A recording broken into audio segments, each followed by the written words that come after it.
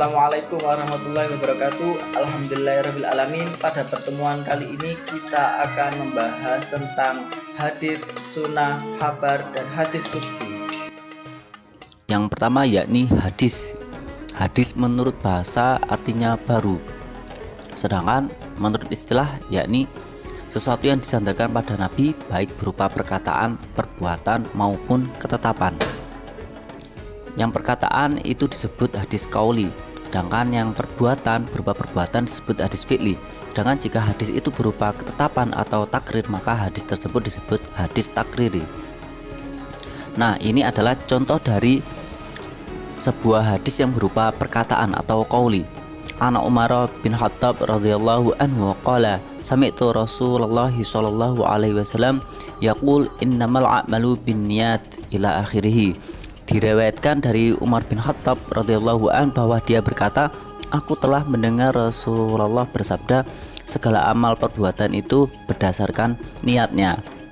Nah, hadis ini bisa kita lihat bahwasanya hadis ini adalah berupa hadis qauli, karena di situ ada kata-kata yaqulu, yakni bahwasanya Rasulullah bersabda. Jadi hadis ini adalah hadis qauli. Sedangkan selanjutnya ada hadis yang berupa perbuatan atau disebut hadis fi'li. Nah, ini adalah contoh dari hadis fi'li. An Hudzaifah bin Yaman radhiyallahu an, kana Nabi sallallahu alaihi wasallam idza qama minal lail yashushu fahu bisiwak, muttafaqun alaih. Dari Hudzaifah bin Yaman radhiyallahu anhu, ia berkata, dahulu Rasulullah sallallahu alaihi wasallam apabila bangun malam untuk salat menggosok giginya dengan siwak, muttafaqun alaih.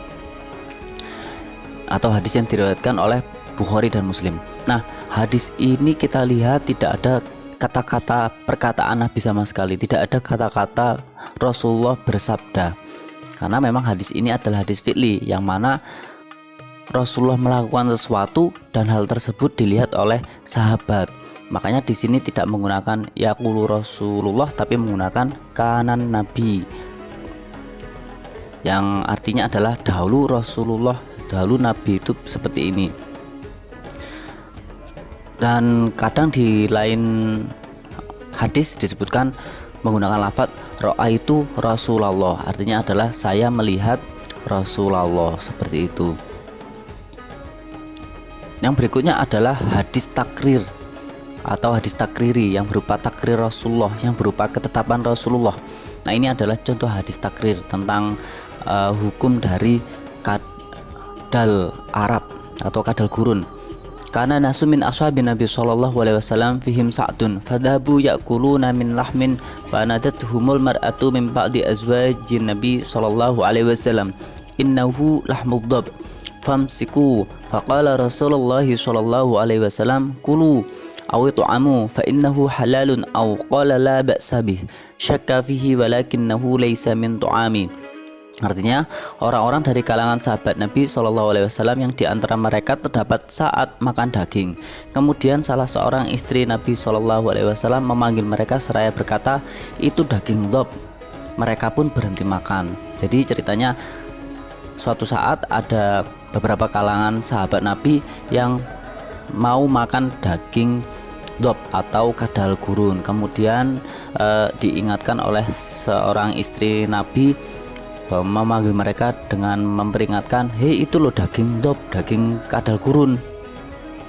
Nah, akhirnya mereka gara-gara teriakan itu dari istri Nabi itu, akhirnya mereka berhenti makan. Tapi ternyata Rasulullah menyikapinya dengan perkataan, makanlah karena daging itu halal, atau beliau bersabda, tidak mengapa demikian, tidak mengapa dimakan, akan tetapi daging hewan itu bukanlah makananku.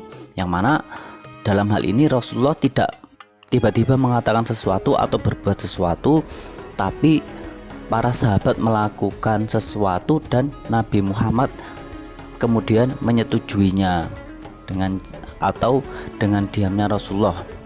Yang mana hal ini berarti bahwasanya daging kadal ini adalah halal, karena Rasulullah menyetujui para sahabat untuk memakannya. Selanjutnya yakni sunnah. Sunnah menurut bahasa artinya jalan yang ditempuh, Kalau kita mengatakan kita mengikuti sunnah Nabi, berarti kita mengikuti jalan yang ditempuh Nabi. Sedangkan sunnah menurut istilah adalah sama dengan hadis, yakni sesuatu yang disandarkan pada Nabi baik berupa perkataan, perbuatan maupun ketetapan atau takrir. Istilah selanjutnya yakni khabar. Khabar menurut bahasa artinya berita, yang mana istilah ini sudah diserap oleh bahasa Indonesia. Sedangkan khabar menurut istilah adalah sesuatu yang datang dari Nabi dan juga selain Nabi. Contohnya, berarti dengan demikian hadis itu termasuk dalam kategori khabar.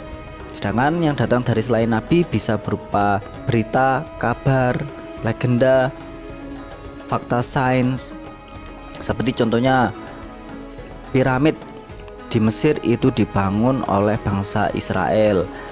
Atau di Indonesia ada Candi Prambanan yang konon katanya dibangun oleh para jin dalam waktu 1 malam. Di Cina ada tembok besar Cina yang legendanya katanya dibangun untuk membendung monster dari utara Cina untuk melindungi penduduk Cina. Selanjutnya adalah athar. Athar menurut bahasa artinya sisa. Sedangkan athar menurut istilah adalah sesuatu yang disandarkan kepada para sahabat dan tabi'in.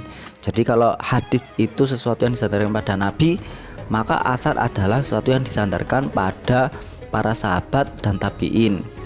Siapa sahabat itu? Sahabat adalah orang yang hidup pada zaman Nabi, pernah bertemu Nabi, dan dia adalah seorang Islam. Dengan demikian orang-orang seperti Abu Lahab, Abu Jahal, atau Abu Thalib sekalipun tidak termasuk kategori sahabat. Sedangkan tabi'in adalah generasi setelah sahabat. Contoh dari athar adalah sebuah ungkapan yang diungkapkan oleh Ali bin Abi Thalib, ana abduman alamani walau harfan wahidan, yakni aku adalah budak orang yang mengajariku walau hanya 1 huruf, yang mana istilah ini sangat terkenal di dunia pesantren, yang mana seorang murid saking hormatnya sama guru hingga menganggap dirinya seakan-akan seperti budak dari gurunya. Istilah yang terakhir yakni hadis qudsi. Hadis qudsi menurut bahasa artinya suci, karena hadis qudsi bersumber dari yang maha suci yakni Allah. Sedangkan menurut istilah ialah apa yang dihubungkan oleh Rasulullah kepada Allah selain Al-Quran. Jadi hadis qudsi adalah sebuah hadis yang sangat unik, karena intinya adalah ada sebuah hadis yang mana hadis itu ada firman dari Allah. Jadi firman Allah itu terdapat dalam sebuah hadis, padahal dia bukan Al-Quran. Contohnya sebuah hadis an Abi Hurairah radhiyallahu an qala Nabi sallallahu alaihi wasallam yaqulullahu ta'ala ana inda doni abdi bi wa ana ma'ahu inda dakaroni. Dari Abu Hurairah radhiyallahu an, dia berkata, Rasulullah bersabda, sesungguhnya Allah berfirman, aku sesuai prasangka hambaku padaku dan aku bersamanya apabila ia mohon kepadaku. Hadis riwayat Muslim. Dalam hadis yang diriwayatkan oleh Imam Muslim ini, kita lihat ini adalah jelas sebuah hadis Nabi, tapi sesuatu yang sangat khas, yakni ternyata di dalam hadis tersebut ada perkataan yaqulullahu ta'ala, yakni Allah berfirman. Nah, ini merupakan hal yang unik karena ternyata ada sebuah firman Allah yang terdapat dalam sebuah hadis Nabi. Jadi jumlah hadis qudsi karena memang sangat unik, jumlah hadis qudsi jika tidak secara terulang jumlahnya sekitar 100 saja. Alhamdulillahirrabbilalamin. Semoga bermanfaat. Akhir kalam, wassalamualaikum warahmatullahi wabarakatuh.